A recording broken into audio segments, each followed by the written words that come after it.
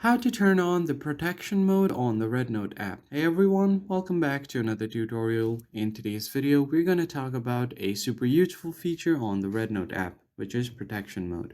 If you're looking to add an extra layer of security to your account and limit certain interactions, I'll show you exactly how to turn on professional mode. Let's get started. First off, you will have to open up the REDnote app, and once you land on the home page, all you need to do is tap on your profile icon on the bottom right corner, and once you land on your profile page, you will have to find the gear icon to open up your settings. And once you tap on the settings icon, you'll have to access your privacy settings.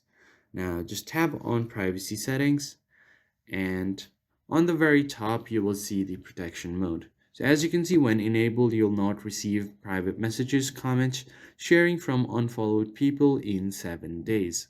So this is a really good feature to access or prevent access from unknown people on your account.